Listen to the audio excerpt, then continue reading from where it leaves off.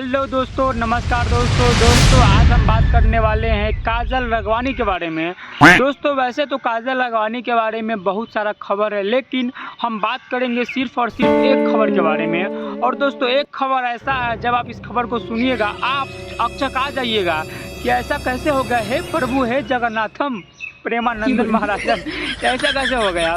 दोस्तों हाल फिलहाल में काजल राघवानी एक गाना निकाले थे, लड़का न चाहिए डिफेंडर वाला। और दोस्तों जैसे ही यह गाना आया हुआ था, रिलीज हुआ, तो आप लोगों ने भी सुना।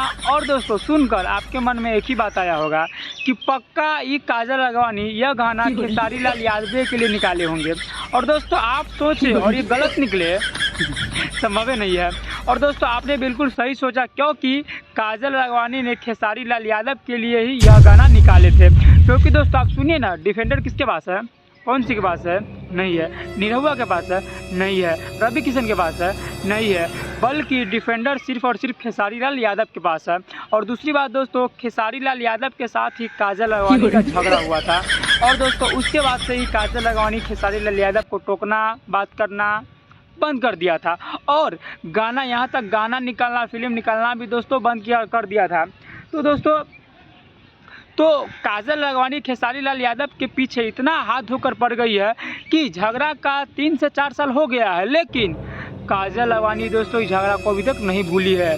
काजल राघवानी बोल रही है क्या कि हम जब तक रहेंगे तब तक हम उसको नहीं भूलेंगे, क्योंकि वह इंसान मुझे इतना ज़्यादा टॉर्चर किया, इतना ज़्यादा दुख दिया, जितना इस धरती पर मुझे आज तक किसी ने नहीं दिया। लेकिन दोस्तों क्या दुख दिया ये खुल के नहीं बताई है, बस इतना बोली है कि खेसारी लाल यादव ने मुझे बहुत सारा दुख दिया, बहुत सारा गम दिया है, मुझे इस हालात में छोड़ दिया था, जिस हालात से मैं निकली हूँ। अगर कोई और रहता वो निकल गया होता।